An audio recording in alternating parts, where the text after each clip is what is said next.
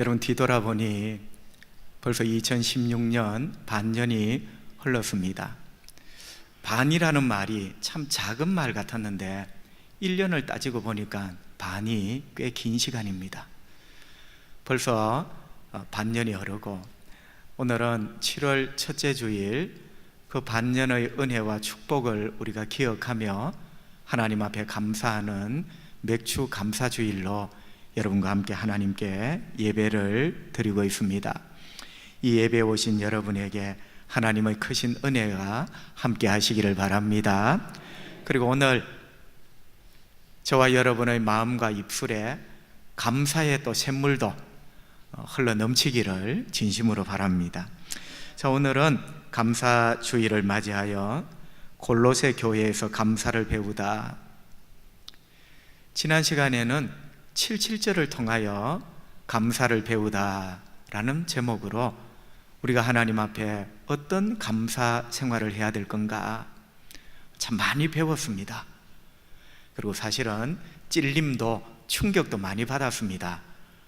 내가 저런 감사를 못했구나, 도전을 받았습니다. 오늘은 제2탄이라 할까요? 골로새 교회에서 감사를 배우다. 여러분, 한두 달 전, 제가 정확하게는 모르겠는데요, 제가 신문을 스크랩한 그 기사입니다. 우리나라에 관광 수입이 꽤 많습니다. 그 관광 수입의 주 고객이 중국 관광객입니다. 여러분, 중국이 언제부턴가 돈이 참 많은 나라가 되었습니다. 그래서 관광객이 세계 곳곳에, 인구도 많지만 유럽에 가도 중국 사람, 한국에 가도 중국 사람, 중국 관광객이 넘칩니다. 그래서 이런 기사가 났어요. 이 중국 관광객들이 서울에 수천 명 이렇게 한꺼번에 연휴를 맞아 몰려왔습니다. 중국 관광객의 그 관광 주요 코스가 쇼핑입니다. 백화점에 몰려갔습니다. 백화점에 몰려가 점원들을 찾고, 여러분, 그 점원에게 이렇게 부탁을 했답니다. 송중기 옷 주세요. 송혜교 옷 주세요. 여러분, 마침 이 송중기 씨와 배우 송혜교 씨가 주연을 맡은 모 TV 드라마의 그 인기에 힘입어 이 중국 관광객들이 다짜고짜로 송중기 씨 옷 주세요, 송혜교 씨가 신었던 그 신발을 주세요, 이렇게 주문을 했던 겁니다. 참, 드라마 한 편을 잘 만드니 진짜 엄청난 특수를 누리게 되었습니다. 여러분, 우리가 참 생각하기는 다 큰 중국 사람이 송중기 씨 입었던 그 옷, 송혜교 씨가 신었던 그 신발, 때로는 유치하고 우습습니다. 그런데 여러분, 조금 이해를 해봅시다. 사람의 심리 속에는 내가 좋아하는 사람이 입고 다니는 옷을 나도 입고 싶습니다. 여러분, 사람의 심리 속에는 내가 사랑하는 사람이 신고 다니는 신발을 나도 신고 싶습니다. 여러분, 이것이 좋아함, 이것이 사랑함 아닐까요? 자, 좋아하고 사랑할 때 따로따로, 저는 그런 것은 잘 못 봤습니다. 물론 우리가 개성이 서로 다르기 때문에 때로 다를 수 있지만, 좋아하는 사람의 그것, 내가 입고 싶고 내가 신고 싶은 것, 그게 좋아함이고 그게 사랑함이 아니겠는가? 여러분, 이것을 이해했을 때 참 유치한 행동, 송중기 씨 옷 주세요라는 주문이지만 그게 좋아함이구나, 이해할 수 있겠다, 이런 말씀입니다. 그러면서 그 기사를 읽으며 이런 생각을 해봤습니다. 만약에 이 세상에 우리의 어떤 행동과 행실을 파는 옷가게가 있다면, 여러분, 행동과 행실이 왜 옷가게입니까? 성경을 보세요. 너희는 새 사람을 입어라. 성경은 한결같이 우리의 행동과 행실을 옷에 비유를 합니다. 사실은 우리가 어떤 행동을 할 때 그 행동이라는 옷을 입는 거예요. 그것은 곧 내 삶이고 내 인격입니다. 다시 한번요, 만약에 여러분 이 세상에 어떤 행동과 행실의 옷을 파는 옷가게가 있다면 우리가 그 옷가게에 가서 찾을 옷이 있습니다. 자, 중국 관광객은 송중기 씨가 입었던 옷 주세요 했습니다. 우리는 행실과 행동을 파는 그 옷가게에서 어떤 주문을 해야 되겠습니까? 우리가 진짜 그리스도인이라면 예수님 입었던 옷 주세요, 이렇게 우리는 주문을 할 겁니다. 왜? 우리가 그리스도인이라면. 우리는 예수님을 좋아합니다. 예수님을 사랑합니다. 그분을 좋아하고 사랑하기 때문에 그분이 입었던 행실의 옷을 우리도 입고 다니고 싶습니다. 예수님 옷 주세요. 여러분, 또 한 번의 가정을 해보죠. 만약에 우리가 그 옷가게에서 예수님의 옷, 행실과 행동이라는 예수님의 옷을 주세요 했을 때 그 점원이 옷 한 벌을 우리에게 건넬 겁니다. 이것이 예수님의 옷이라고. 여러분, 그 옷이 과연 무엇일까요? 그 옷이 바로 감사의 옷입니다. 예수님은 마지막 십자가에 못 박혀 돌아가시기 전까지 그 잔을 마시며 하나님 앞에 감사했어요. 그 빵을 떼며 감사 기도했어요. 여러분 아십니까? 찢어진 빵, 마시는 잔, 그것은 잠시 후에 당신이 죽을 십자가를 예고하는 그러한 어두운 예고편입니다. 그런데 하나님의 뜻에 순종하며 그 빵과 그 잔을 들고 감사했어요. 이것이 예수님의 옷입니다. 그 점원은 감사의 옷을 내어 밀 겁니다. 여러분, 여기서 질문을 하나 잠시 해보죠. 그리스도인은 누구입니까? 여러분, 이런 질문을 우리는 정의라고 합니다. 그리스도인의 정의가 뭐냐? 그리스도인은 무엇인가? 여러분, 예수 믿는 자, 예수 따르는 자, 여러 가지 정의가 있겠죠. 그런데 골로새 성경이 말하는 그리스도인은 무엇인가, 혹은 그리스도인은 누구인가라는 정의가 있습니다. 골로새서 3장 15절 성경은 이렇게 말씀합니다. 그리스도의 평강이 너희 마음을 주장하게 하라. 너희는 평강을 위하여 한 몸으로 부르심을 받았나니 너희는 또한 감사하는 자가 되라. 아멘. 여러분, 성경은 저와 여러분을 향하여 너희는 부르심을 받은 사람이다. 부르심을 받았다는 것은 전형적인 구원을 가리키는 말입니다. 하나님은 우리를 세상에서 불러주셨습니다. 내가 예수를 찾아 나온 것이 아니고 하나님이 나를 불러주셨어요. 세상에서 부르셨습니다. 죄 가운데서 나를 부르셨습니다. 사망과 심판 가운데서 하나님은 저와 여러분을 불러주셨습니다. 자, 여러분, 하나님이 우리를 부르셨다, 우리가 부름받았다, 이게 구원이거든요. 자, 그 다음 말씀이 뭐죠? 하나님이 우리를 부르셨다, 우리가 부르심을 받았나니 너희는 또한 감사하는 자가 되라. 여러분, 결론은 이겁니다. 그리스도인이란, 즉 하나님께로부터 부르심을 받은 자, 그리스도인이란 감사하는 사람이다.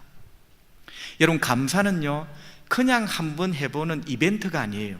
그리스도인은 무엇인가? 그리스도인은 하나님의 부름받은 자요, 하나님의 부름받은 자, 그는 감사하는 사람이다. 여러분, 그게 골로새 3장 15절의 그리스도인의 정의예요. 그리스도인은 감사하는 사람이다. 골로새서는 4장밖에 되지 않는 짧은 성경입니다. 이 골로새서 안에 무려 6번의 감사에 대한 이야기가 나오고 있습니다. 그래서 저는 그리스도인은 감사하는 사람, 이 골로새서 그 주인공이 되는 골로새 교회를 통하여 오늘 몇 가지 감사를 배우려고 합니다. 첫 번째 배워야 될 감사는 넘치게 해야 된다. 여러분, 넘치는 감사를 하라고 가르쳐주고 있습니다. 골로새 2장 7절 오늘 본문이죠.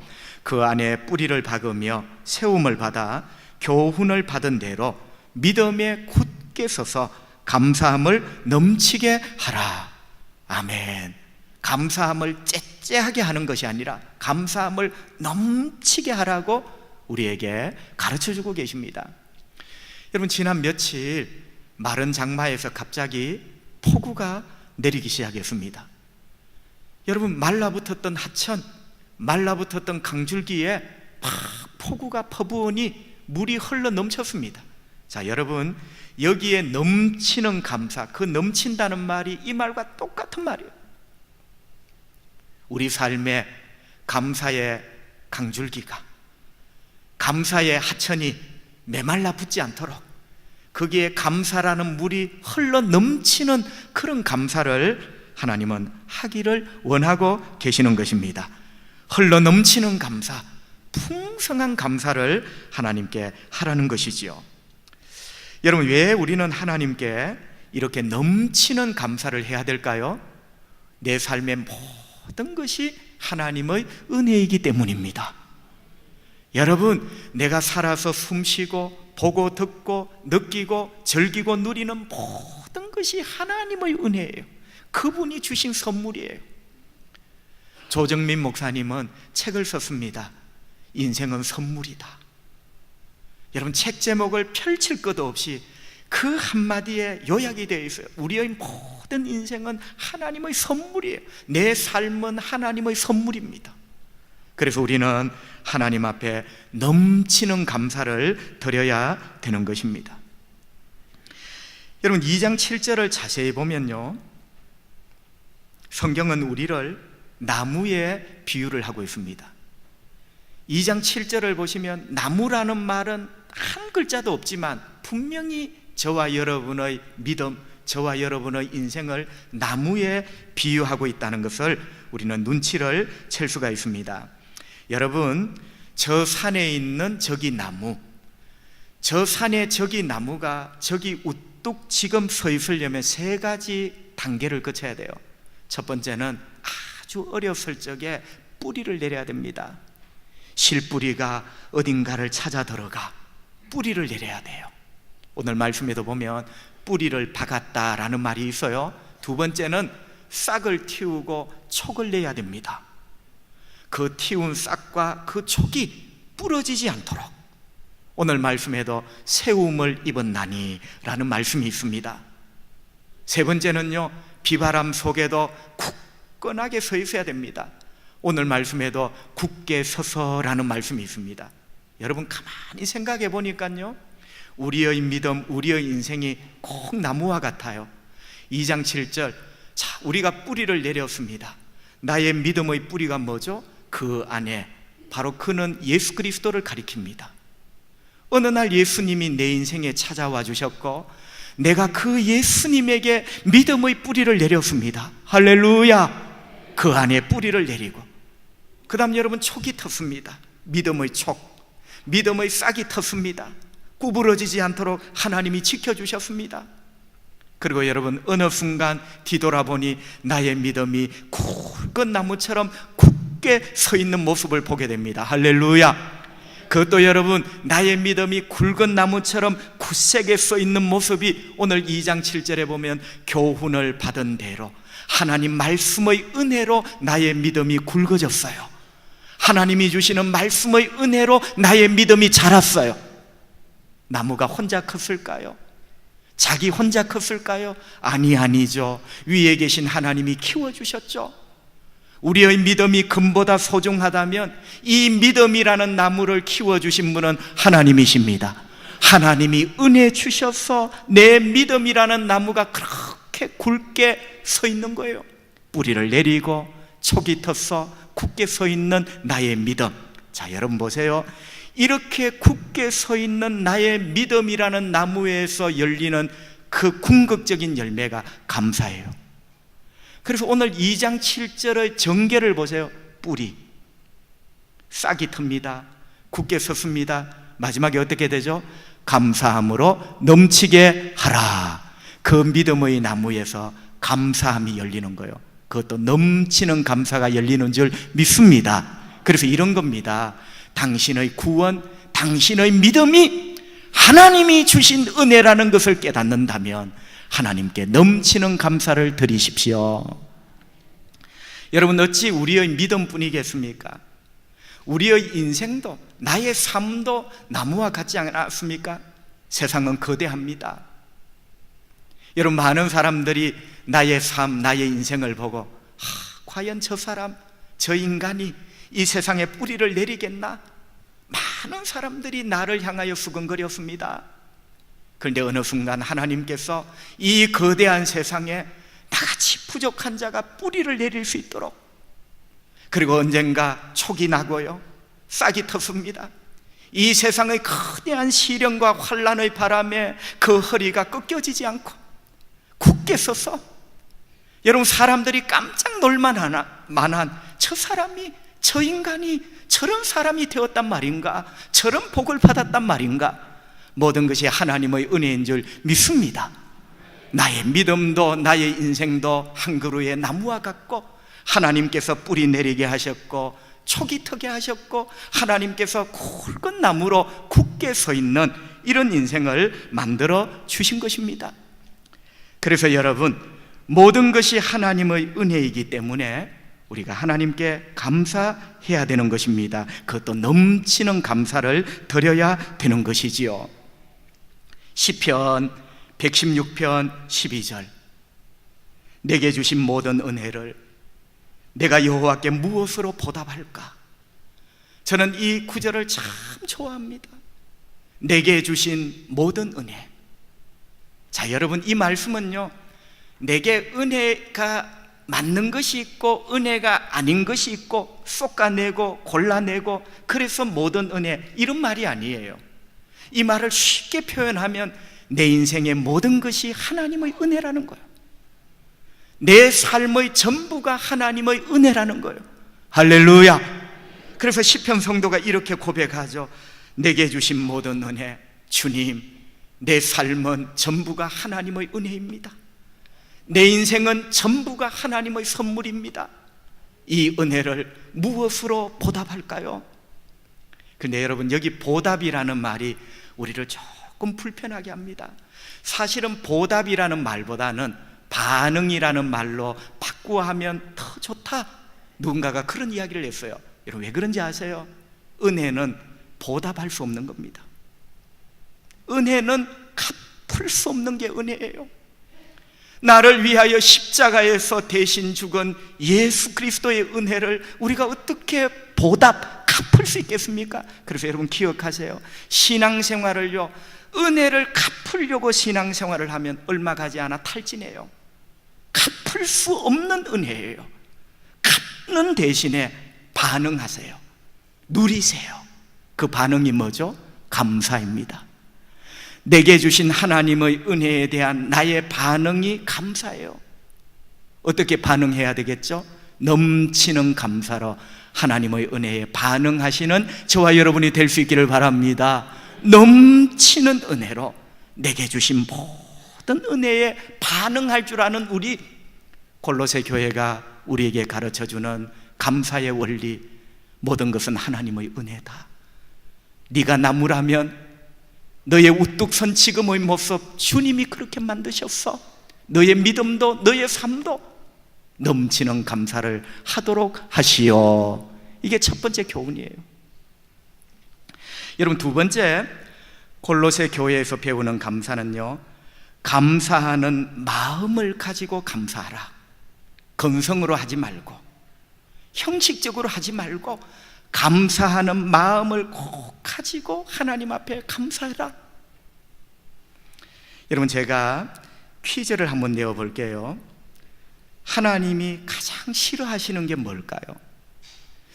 조금은 추상적입니다, 그렇죠? 하나님이 가장 싫어하시는 것은 그 속에 마음이 없는 겁니다. 마음이 없는 것. 자, 여러분, 우리는 예배한다고 하나님 앞에 나와 있습니다. 찬송을 부른다고 때로는 흥얼거려 봅니다. 우리는 몰라요. 여러분이 힘이 있는지, 여러분이 그렇게 부르는 것이 혹 치아가 불편해서, 입이 불편해서 그렇게 부르는지 아무도 몰라요. 그러나 하나님은 아시거든요. 저 녀석이 마음을 담아 찬송을 하고 노래를 하는지. 마음. 여러분, 하나님은 살아계십니다. 하나님은 살아계시기 때문에 마음이 없는 것은 하나님이 기뻐하지 않습니다. 마음이 없는 예배, 마음이 없는 찬송, 마음이 담겨지지 않는 헌신과 감사, 하나님이 전혀 기뻐할 수 없는 것이죠. 성도 여러분, 내 삶의 모든 것은 하나님의 은혜입니다. 하나님의 은혜이기 때문에 어떻게 하자고요? 감사할 수 있어야 된다. 특별히 감사하되 마음으로 감사해야 됩니다. 마음을 담아 감사해야 된다는 말이죠. 그 말씀이 어디 있을까요? 골로새서 3장 16절에 있어요. 마음으로 감사해라. 골로새 3장 16절, 시와 찬송과 신령한 노래를 부르며, 시와 찬송과 신령한 노래를 부르며 감사하는 마음으로 하나님을 찬양하고. 아멘. 여러분, 끝부분에 보면요, 감사하는 마음으로 하나님을 찬양하라 했어요. 여러분, 찬양하라는 이 단어는요, 구약 성경에 보면 때로는 야다, 때로는 바라크, 이게 찬양에 대한 굉장히 중요한 동사거든요. 야다, 바라크. 근데 여러분, 야다, 바라크 이 히브리어를 찾아보면요, 찬양하다는 말도 있지만 감사하다. 여러분, 놀라운 비밀이 뭐냐면 구약 성경의 상당한 부분에 찬양은 곧 감사예요. 노래가 따로 있고 감사가 따로 있는 것이 아니라 그 노래하는 찬양이 곧 야다, 바라크, 감사예요. 감사. 여러분, 왜 그런지 아세요? 하나님 앞에 감사를 할 때는 감사를 표현할 수 있는 수단이 있어야 됩니다. 여러분, 잘 생각해 보세요. 하나님 앞에 감사를 표현해야 되는데 가장 아름다운 수단이 노래와 찬양이에요. 그래서 찬양이라는 말이 감사라는 말과 같이 쓰여지는 거예요. 자, 여러분, 그런 히브리적인 배경 속에서 골로새서 3장 16절 하반절을 읽으면 이런 말이 되는 겁니다. 시와 찬송과 신령한 노래를 부르며 감사하는 마음으로 하나님께 감사하십시오. 여러분, 얼핏 들으면 말이 좀 이상한 말 같습니다. 그러나 곱씹어 보세요. 얼마나 중요한 말씀인지. 당신들이 하나님께 감사할 때 감사하는 마음으로 하나님께 감사하십시오. 할렐루야. 감사하는 마음을 꼭 담아 하나님께 감사하십시오. 그 말씀이거든요. 여러분, 제가 아까 두 번을 강조한 게 있습니다. 시와 찬송과 신령한 노래를 부르며. 초대교회 골로새 교회는 노래하면서 하나님께 감사했구나. 시와 찬송과 신령한 노래라는 세 장르의 노래가 있었어요.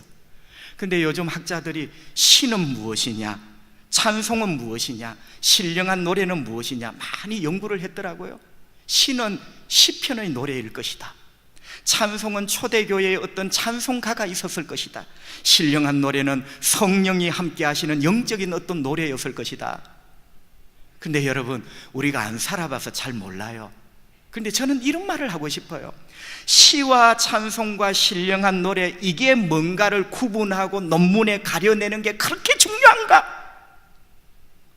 그 찬양대와 그 성도들이 주일날 예배에 찬송곡을 몇 장 부르고 몇 절을 부르는 게 그렇게 중요한가? 중요할 수 있죠. 그러나 그것보다 더 중요한 것, 너는 마음으로, 너는 감사하는 마음으로 하나님 앞에 이 노래를 부르는가? 여러분, 그게 방금 골로새 3장 16절의 핵심이요, 핵심. 감사하는 마음으로 너는 이 노래를 부르는가? 저와 여러분이 그 주인공이 될 수 있기를 바랍니다. 그렇죠. 감사하는 마음으로 하나님 앞에 감사해야 되죠. 마음이 없는 것 하나님 받지 않으십니다. 시편 138편 1절, 내가 전심으로 주께 감사하며 신들 앞에서 주께 찬송하리이다. 여러분, 여기도 한번 보세요. 전심으로 주님께 나는 감사하겠습니다. 전심이 뭐죠?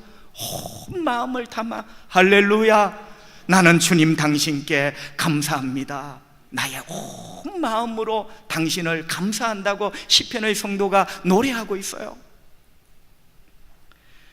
여러분, 어떤 책을 보니까 이런 글귀가 있었습니다. 감사는 품는 게 아니라 꺼내놓는 것이다. 감사는 품고 있는 게 아니라 꺼내놓는 것이래요. 그래서 우리는 감사를 꺼내놓죠. 그 꺼내 놓는 감사를 우리는 감사를 표현한다라고 말합니다. 감사는 품는 게 아니라 꺼내 놓는 것이다. 그런데 여러분, 저는 이 글을 읽으면서 그렇지, 감사는 말을 꺼내는 것이고, 그렇지, 감사는 감사의 헌금, 연보, 일정의 어떤 물질, 정성을 꺼내는 것이고, 이렇게 생각했어요. 그런데 이 책 한 줄 밑에 어떤 글자가 있느냐? 감사는 꺼내는 것인데 뭘 꺼내는 것이냐? 당신의 마음을 끄집어내어 드리는 것이 감사입니다. 감사는 여러분, 내 마음을 끄집어내어 드리는 게 감사래요.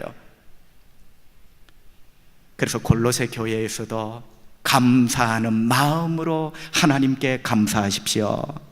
감사의 마음을 끄집어내어, 당신의 마음 속에 그 감사의 마음을 끄집어내어 하나님께 감사를 드리십시오. 복되신 여러분 되시기를 주님의 이름으로 축복합니다. 마지막 세 번째, 골로새 교회에서 배우는 감사는 영적인 각성이라는 것을 깨닫고 감사해야 됩니다. 여러분, 감사하는 사람에겐 너무나 유익한 거예요.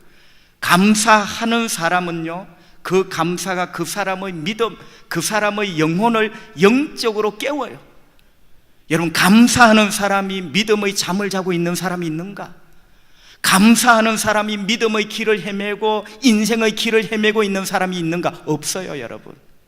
그래서 감사하는 사람에게 하나님이 주시는 유익이 뭐냐? 감사는 너의 영혼을 깨우는 각성제다. 제가 주일학교를 다니면서 주일학교 선생님들에게 또 성경을 배우고 하나님을 배우며 하나님의 말씀이 참 좋았습니다. 하나님 말씀이 너무 재밌고 좋아서 제가 목사가 되려고 했는 모양입니다. 그런데 여러분, 어릴 때부터 조금 철이 들어 머리가 굵어지면서 하나님 말씀이 딱 좋은데 하나님의 말씀이 두려운 말씀이 몇 가지가 있더라고요. 두려운 말씀. 이 말씀을 접할 때마다 긴장이 되고 긴장을 해야 될 말씀이 있더라고요. 여러분, 그 말씀 가운데 하나가 깨어 있으라는 말씀입니다. 솔직하게 참 두렵더라고요. 너는 하나님 앞에 너의 믿음이 깨어 있느냐? 너의 인생이 하나님 앞에 깨어 있느냐? 여러분, 죄송하지만 목사가 된 지금도 너는 하나님 앞에 깨어 있는 목사가 맞느냐? 늘 이 말씀이 두렵습니다. 깨어 있어라. 마태복음 24장 42절 주님이 이렇게 말씀합니다. 그러므로 깨어 있어라. 성경 여러 군데 깨어 있을 것을 말씀하셨어요. 잠들지 말고 깨어 있으라고 말씀하셨어요. 그러므로 깨어 있어라. 어느 날에 너희 주가 임할런지 너희가 알지 못함이니라. 아멘. 여러분, 마태복음 이 24장에 보시면요, 깨어 있으라는 이 말씀 앞뒤에 노아의 날이 나옵니다. 노아의 날. 우리 예수님이 이 시대를 비유를 한 거예요. 노아의 때처럼. 자, 여러분, 우리가 깨어 있어야 될 이유가 두 가지입니다. 그 힌트가 노아의 날이에요. 첫째, 이 세상에 죄악이 가득합니다. 여러분, 깨어 있지 않으면요, 잘못된 문화에 휩쓸려 가요. 깨어 있지 않으면 세상의 쾌락 속에 빠져가요. 노아의 때를 기억하라. 깨어 있어라. 이 세상의 풍속과 풍조, 사조에 휩쓸리지 않도록 깨어 있어라. 두 번째, 끝이 곧 가까웠고 있다는 거예요. 우리 주님 오실 날이 다 되었다는 겁니다. 여러분, 노아의 때 오지 않으리라 생각했던 홍수가, 심판이 갑자기 임했거든요. 주님 곧 오신다는 거예요. 주님 곧 오시지 않는다면 내가 곧 죽어 주님 앞에 서겠지요.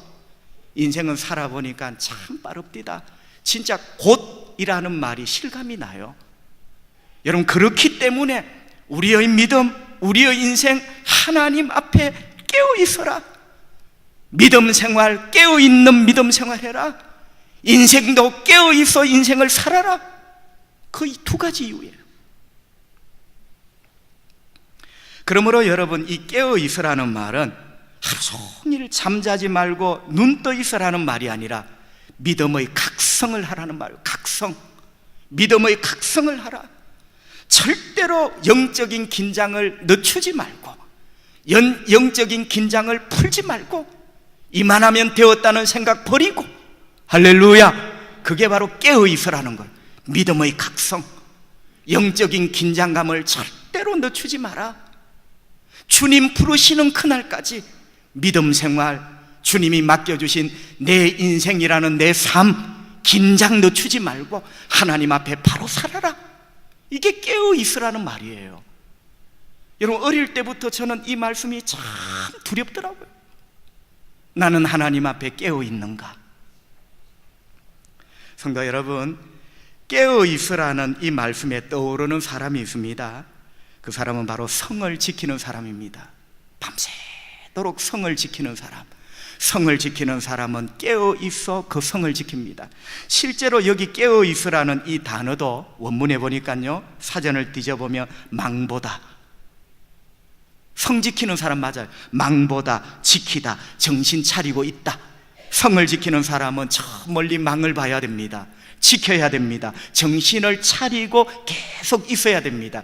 그 말이 깨어있어라, 그래 고레오라는 헬라 말의 뜻이에요. 여러분 상상해 보세요. 어떤 성에서 망보는 자 초병이 있었는데, 여러분 나는 그 성 안에 쿨쿨 자고 있는데, 이 성 안에 아름다운 것이 잔뜩 있는데 이 성을 지키는 초병이 깨어있지 않고 잠들어 있어요. 잠시 후에 어떤 일이 일어날까요? 몰래 다가온 적군에게 이 성을 빼앗기고 말 것입니다. 그리고 그 성 안에 모든 아름다운 것들을 다 잃어버리고 말 것입니다. 여러분, 그렇게 놓고 보면 우리 예수님이 깨어있으라는 이 말씀이 얼마나 두려운 말씀이고 얼마나 중요한 말씀인가. 성도 여러분, 우리 모두 깨어있어야 됩니다. 우리의 믿음, 우리의 영적인 생활 각성해야 됩니다. 목사가 되었다고 다 된 것 아니라 하나님 앞에 나의 믿음, 하나님을 사랑함, 깨어있어야 됩니다. 영적인 긴장을 풀지 말아야 됩니다. 여러분 축복합니다. 늘 깨어있기를 바랍니다. 영적인 긴장을 풀지 않는 여러분 되시기를 바랍니다. 여러분, 내가 영적으로 깨어있어야 우리 나라가 지켜지고, 내가 영적으로 깨어있어야 우리 교회가 지켜지고, 내가 영적으로 깨어있어야 우리 가정이 지켜지고, 내가 영적으로 깨어있어야 나의 사랑하는 남편, 아내, 내 자식, 내 부모가 지켜지는 거예요. 내가 영적으로 깨어있어야 내 영혼이 지켜지고 내 믿음이 지켜지고 하나님 앞에 내 삶이 지켜지는 거예요. 다시 한번 여러분을 축복합니다. 깨어있는 여러분 되시기를 축복합니다. 근데 여러분, 여기서 중요한 질문이 하나 있습니다. 그럼 어떻게 하는 게 깨어있는 거지? 너무나 중요한 질문. 깨어있어야 지켜진다. 영적인 긴장을 풀지 않아야 그 성이 지켜진다. 어떻게? 여러분, 그 대답을 골로새 4장 2절이 하고 있습니다. 골로새 4장 2절, 기도를 계속하고 기도에 감사함으로 깨어있어라. 아멘. 그래 고레오, 깨어있어라. 여러분, 기도를 계속하고 기도에 감사함으로 깨어있어라. 골로새 교회는 우리에게 깨어있는 방법을 말씀해 주셨어요. 기도와 기도에 감사함으로 깨어있어라. 여러분, 그런데요, 원어 성경을 보면요, 직역을 하면 이렇습니다. 우리 다 같이 한번 따라합시다. 이건 너무나 중요해요. 따라합시다. 깨어있어라. 기도 안에서, 감사 안에서. 여러분, 원어 성경을 저도 찾아봤어요. 잘 못하는 원어지만 찾아보니까 진짜 이게 맞아요. 깨어있으십시오. 기도 안에서, 감사 안에서. 그런데 우리 성경은 너무 의역을 해놓았어요. 얼마나 분명합니까? 깨어있으십시오. 기도 안에서, 감사 안에서. 여러분, 우리가 깨어있는 방법이 두 개예요. 두 초병이 있어요. 첫째는 기도라는 초병. 기도하는 자는 깨어있는 자입니다. 여러분, 두 번째 너무나 중요한 것, 이거는 꿈에도 몰랐던 것, 감사하는 자가 깨어있는 자예요. 할렐루야. 깨어있으십시오. 기도 안에서, 감사 안에서. 여러분, 감사는요, 오늘 하나님 앞에 감사한 거 많은 날, 이런 날이 아니에요. 감사의 유익이 뭐냐? 깨어 있으십시오. 기도 안에서, 감사 안에서. 감사하는 자는요, 믿음이 깨어 있는 자입니다. 내가 감사하는 동안 내 믿음은 잠들지 않을 겁니다. 내가 하나님 앞에 감사하는 날 동안 나의 인생은 하나님 앞에 잠들지 않을 겁니다. 내가 감사하는 동안 원수 마귀는 나의 성에 쳐들어오지 못할 겁니다. 깨어 있으십시오. 기도 안에서, 감사 안에서. 나의 삶을 깨어 있게 만드는 두 초병, 기도와 감사. 나훔 2장 1절, 파괴하는 자가 너를 치러 올라왔나니, 저와 여러분의 인생을 파괴하려는 자, 저와 여러분의 믿음을 파괴하려는 자, 우리 나라, 우리 교회, 우리의 가정을 파괴하는 자가 너를 치러 올라왔나니 너는 산성을 지키며. 주님, 어떻게 해요? 어떻게 이 성을 지킵니까? 파괴하는 자가 올라오고 있대요. 어떻게 이 성을 지키느냐? 깨어 있어라. 기도 안에서, 감사 안에서. 여러분이 기도하신다면 여러분의 산성은 지켜질 겁니다. 여러분이 하나님 앞에 넘치는 감사, 마음을 끄집어내는 감사로 하나님 앞에 감사하는 날 동안 여러분의 인생, 여러분의 믿음, 여러분의 영혼이라는 아름다운 산성은 지켜질 겁니다. 왜? 깨어 있어라. 기도 안에서, 감사 안에서. 기도하고 감사하는 자는요, 깨어 있는 자, 깨어 있는 자의 성은 파괴하는 자가 절대로 무너뜨리지 못합니다. 감사하는 자가 깨어 있는 자, 감사하는 자의 믿음, 감사하는 자의 인생은 하나님 앞에 세워지고 지켜지게 되는 것입니다. 복되신 여러분 되시기를 주님의 이름으로 축복합니다. 기도하겠습니다. 하나님, 우리 아버지, 눅눅한 장마가 계속되고 있는 가운데 우리 성도들 건강 지켜주시고, 오늘도 호흡 주시고, 다리에 관절 주시고, 믿음 주셔서 하나님 앞에 올라오게 하시니 감사합니다. 하나님의 말씀을 들을 수 있는 청력 주셔서 감사합니다. 들은 말씀 깨달을 수 있는 영적인 총기를 주셔서 감사합니다. 하나님 아버지, 들은 말씀에 은혜 받고 그래 이렇게 살아야지 결심과 결단을 주시는 성령님의 은혜 또한 감사합니다. 오늘 하나님 귀한 말씀을 주셔서 감사에 대하여 다시 한번 무장하게 하시니 참으로 감사합니다. 우리 초량의 예배자들이 하나님 앞에 넘치는 감사, 하나님 아버지 앞에 감사로 나의 산성을 지켜내는 멋진 믿음의 용사 하나님 다 되기를 기도합니다. 아멘으로 눈을 뜨기 전에 병든 자를 고쳐주시옵소서. 주여, 감사하겠습니다. 이만큼도 감사합니다. 악한 병들이 떠나가게 하시옵소서. 주여, 감사합니다. 내 형편 이만큼도 감사합니다. 감사하는 자에게 위대한 기적이 일어나게 하시고, 감사하는 자의 인생의 산성이 파괴하려는 자로부터 지켜지는 위대한 역사가 있기를 원합니다. 하나님 앞에 우리의 감사의 마음을 끄집어내어 이 시간 맥주 감사 헌금을 드립니다. 하나님, 한 푼의 돈이 아니라 주님 은혜 감사하는 내 마음을 끄집어내어 내 마음의 노래와 함께 이 헌금을 드립니다. 하나님의 이름이 높임 받으시기 원합니다. 예수님 거룩하신 이름으로 기도하옵나이다. 아멘.